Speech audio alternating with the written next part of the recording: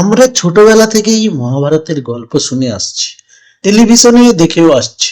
তবুও আমরা মহাভারত সম্পর্কে অনেক কিছুই জানি না, কারণ মহর্ষি বেদব্যাস রচিত মহাভারত একটি বিশাল গ্রন্থ, যাতে প্রায় 1,00,000 শ্লোক রয়েছে।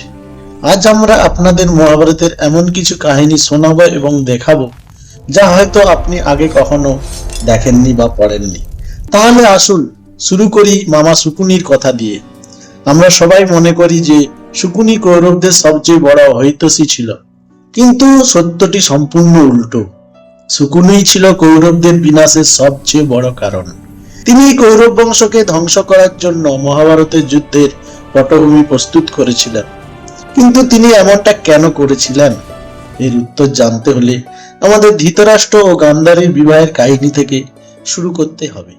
একজন সাধুর কথা মতো গান্ধারীর প্রথমে একটি ছাগলের সঙ্গে বিবাহ দেওয়া হয়েছিল, পরে সেই ছাগলটিকেও বলি দেওয়া হয়। এই বিষয়টি গান্ধারীর প্রকৃত বিবাহের সময় গোপন রাখা হয়েছিল। যখন ধৃতরাষ্ট্র এই সত্য জানতে পারলেন, তখন তিনি গান্ধারের রাজা সুবল এবং তার 100 পুত্রকে কারাগারে বন্দী করেন এবং তাদের উপর ভয়ঙ্কর অত্যাচার চালান। এক এক করে সুবলের সকল পুত্র মৃত্যুবরণ করতে লাগলেন। তাদের খাওয়ার জন্য মাত্র 1 মুঠো করে চাল দেয়া হতো। তখন সুবল তার সর্বকনিষ্ঠ পুত্র শকুনিকে প্রতিশোধ নেওয়ার জন্য প্রস্তুত করলেন। সবাই নিজেদের অংশের চাল শকুনিকে দিয়ে দিতেন, যাতে সে জীবিত থেকে কৌরবদের বিনাশ ঘটাতে পারে। মৃত্যুর আগে সুবল ধৃতরাষ্ট্রের কাছে শকুনিকে মুক্তি দেওয়ার জন্য অনুরোধ করেন এবং ধৃতরাষ্ট্র সেই অনুরোধ মেনে নেন। সুবল শকুনিকে নির্দেশ দেন তার মেরুদণ্ডের হাড় দিয়ে পাশা তৈরি করতে। সেই পাশাগুলি পরবর্তীতে কৌরব বংশের বিনাশের প্রধান কারণ হয়ে ওঠে। এরপর শকুনি হস্তিনাপুরে এসে সকলের বিশ্বাস অর্জন করেন এবং 100 কৌরবের অভিভাবক হয়ে ওঠেন। তিনি শুধু দুর্যোধনকে যুধিষ্ঠিরের বিরুদ্ধে উস্কে দেননি, বরং মহাভারতের ভয়াবহ যুদ্ধের ভিত্তিও তিনিই তৈরি করেছিলেন। ধৃতরাষ্ট্র তার পূর্বজন্মে এক অত্যন্ত নিষ্ঠুর রাজা ছিলেন। একদিন তিনি দেখলেন একটি নদীতে একটি রাজহাঁস তার সন্তানদের সঙ্গে শান্তভাবে বিচরণ করছে। সেই দৃশ্য দেখে তিনি আদেশ দিলেন রাজহাঁসটির চোখ উবড়ে ফেলা হোক এবং তার সন্তানদের হত্যা করা হোক। এই নিষ্ঠুর কর্মের ফলস্বরূপ পরবর্তী জন্মে তিনি অন্ধ হয়ে জন্মগ্রহণ করেন, আর তার পুত্রটাও ঠিক সেই রাজহাঁসের সন্তানদের মতোই করুণ পরিণতির মুখোমুখি হয়ে মৃত্যুবরণ করে। দ্রৌপদী তার পূর্বজন্মে ইন্দ্রসেনা নামের এক ঋষিপত্নী ছিলেন। তার স্বামী সন্ত মৌদগল্যের অকালেই মৃত্যু হয়েছিল। নিজের ইচ্ছা পূরণের জন্য তিনি ভগবান শিবের কাছে প্রার্থনা করেছিলেন। যখন ভগবান শিব তার সামনে আবির্ভূত হলেন, তখন তিনি ভয়ে ও উদ্বেগে পড়ে গেলেন এবং নিজের জন্য 5 বার বর প্রার্থনা করলেন। ভগবান শিব তখন তাকে আশীর্বাদ করে বললেন যে পরবর্তী জন্মে তিনি 5 জন স্বামী লাভ করবেন। কথিত আছে যে অভিমন্যু ছিল কালযমন নামের এক অসুরের আত্মার পুনর্জন্ম। শ্রীকৃষ্ণ কালযমনকে বধ করে তার আত্মাকে নিজের অঙ্গ বস্ত্রে বেঁধে ফেলেছিলেন। এরপর তিনি সেই বস্ত্রটি সঙ্গে করে দ্বারকায় নিয়ে গিয়ে একটি আলমারিতে রেখে দেন।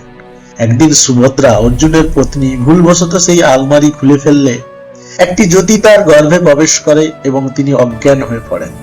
এই কারণেই বলা হয় অভিমন্যুকে চক্রব্যূহ ভেদ করার সম্পূর্ণ পদ্ধতি নয়, কেবল অর্ধেকটাই তার জানা ছিল। একলব্য দেবাশ্রমা নামের এক ব্যক্তির পুত্র ছিলেন। তিনি একসময় জঙ্গলে হারিয়ে গিয়েছিলেন এবং নিষাদরাজ হিরণ্যধনু তাকে উদ্ধার করে লালন পালন করেন।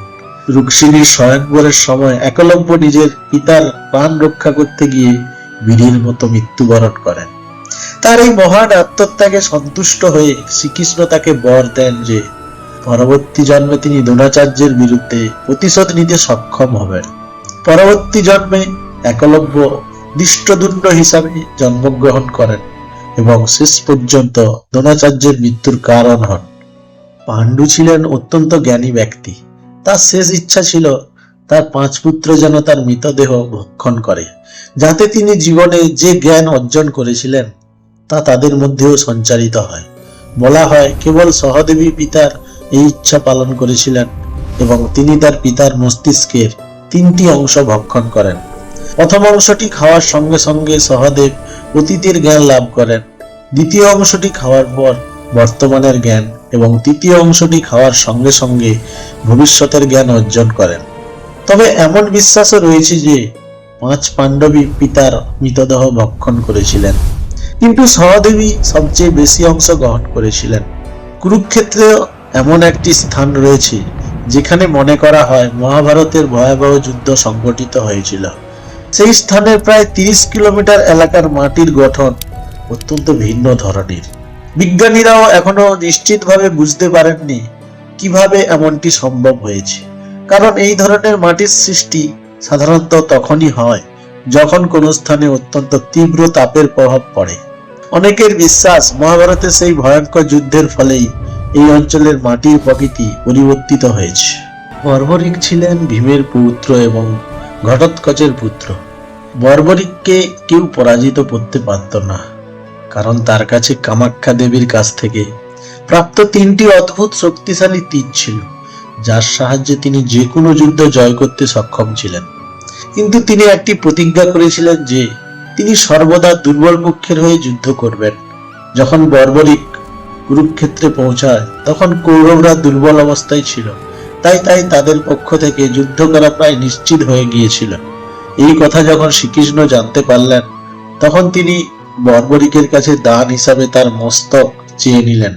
বর্বরিক বিনা দ্বিধায় নিজের শির দান করলেন।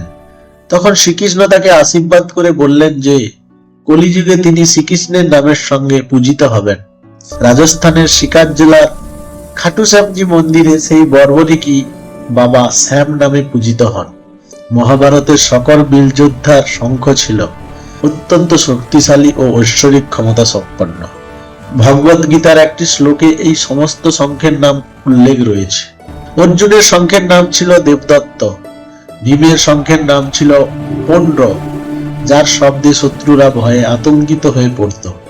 শ্রীকৃষ্ণের শঙ্খের নাম ছিল পাঁচমজন্য, যুধিষ্ঠিরের শঙ্খের নাম ছিল অনন্ত বিজয়, সহদেবের শঙ্খের নাম ছিল পুষ্পক এবং নকুলের শঙ্খের নাম ছিল সুঘোষ। একবার কিছু দস্যুর পিছু ধাওয়া করতে গিয়ে অর্জুন ভুলবশত যুধিষ্ঠির ও দ্রৌপদীর কক্ষে প্রবেশ করেছিলেন। এই সময় একটি নিয়ম ছিল যে কোনো ভাই যদি অন্য ভাইয়ের সঙ্গে দ্রৌপদীর একান্ত সময়ে সেখানে প্রবেশ করে তবে তাকে শাস্তি স্বরূপ বনবাসে যেতে হবে। নিজের এই ভুলের জন্য অর্জুন স্বেচ্ছায় 12 বছরের বনবাসে যাওয়ার সিদ্ধান্ত নেন। এই বনবাসের সময় অর্জুন 3টি বিবাহ করেছিলেন: মণিপুরের রাজকন্যা চিত্রাঙ্গদা, নাগকন্যা উলুপি এবং শ্রীকৃষ্ণের বোন সুভদ্রা। এই নাগকন্যা উলুপির গর্ভে তার এক পুত্র জন্মগ্রহণ করেন, যার নাম ছিল ইরাবান। মহাভারতের যুদ্ধে এক সময় বিজয় লাভের জন্য এক রাজপুত্রের স্বেচ্ছায় নরবলির প্রয়োজন হয়েছিল। তখন ইরাবান নিজেই স্বেচ্ছায় নিজের জীবন উৎসর্গ করেন, যাতে পাণ্ডবরা যুদ্ধে বিজয় অর্জন করতে পারেন। তার এই আত্মত্যাগ মহাভারতের এক অনন্য ও বীরত্বপূর্ণ ঘটনা হিসাবে স্মরণীয় হয়ে আছে। মহাভারতের যুদ্ধ কুরুক্ষেত্রে সংঘটিত হয়েছিল।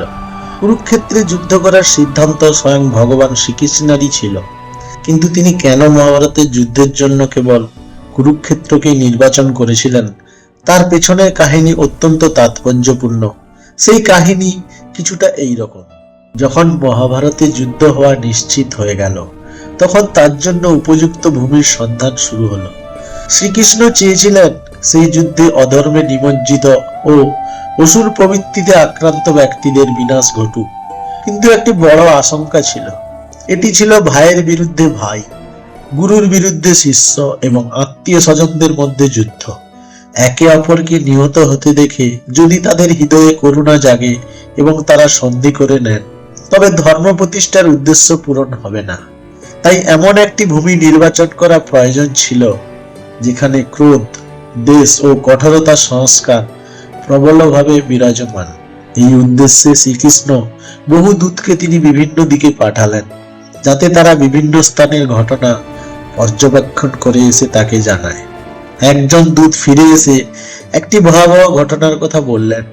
তিনি জানালেন, এক স্থানে বড় ভাই তার ছোট ভাইকে বলেছিল মাঠের আইন দিয়ে বয়ে যাওয়া বৃষ্টির জল বন্ধ করতে, কিন্তু ছোট ভাই তা স্পষ্টভাবে অস্বীকার করে তিরস্কারের সুরে বলল, তুই নিজেই গিয়ে বন্ধ করো না কেন?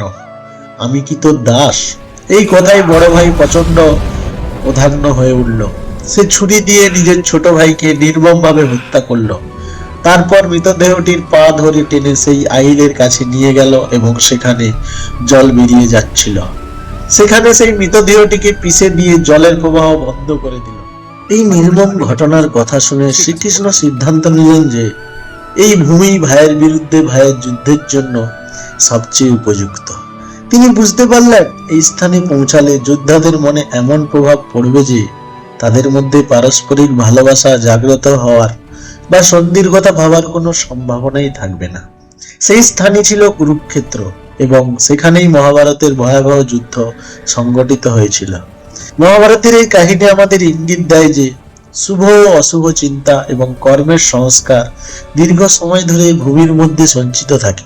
তাই মানুষের উচিত এমন স্থানে বসবাস করা যেখানে শুভ চিন্তা ও সৎকর্মের প্রভাব বিদ্যমান রয়েছে। এবার আমরা আমাদের এমন আরেকটি কাহিনী শোনাবো যা শ্রবণ কুমারের জীবনের সঙ্গে সম্পর্কিত।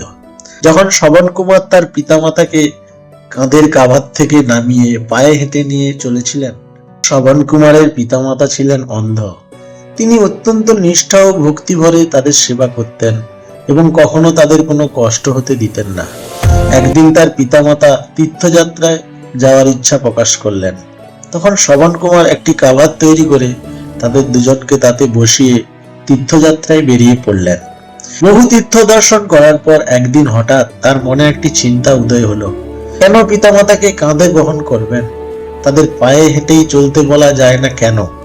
এই ভাবনা থেকে তিনি কাভারটি মাটিতে নামিয়ে রেখে তাদের হাঁটতে বললেন।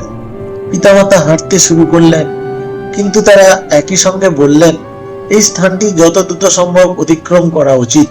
তাই তারা দ্রুত পদক্ষেপে চলতে লাগলেন। সেই স্থানটি পার হওয়ার পর শ্রবণ কুমারের মনে গভীর অনুতাপ জন্ম নিল।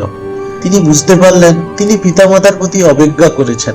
তখন তিনি তাদের পায়ে পড়ে ক্ষমা প্রার্থনা করলেন এবং পুনরায় তাদের কাভারে বসিয়ে দিলেন। তখন তার পিতা বললেন, পুত্র, এতে তোমার কোনো দোষ নেই। এই স্থানে এক সময় ময় নামে এক অসুর বাস করত। সে জন্মগ্রহণ করেই নিজের পিতামাতাকে হত্যা করেছিল। সেই অসুরের অশুভ সংস্কার আজও এই ভূমিতে রয়ে গেছে। সেই কারণে এই স্থান অতিক্রম করার সময় তোমার মনে এমন চিন্তার উদয় হয়েছিল।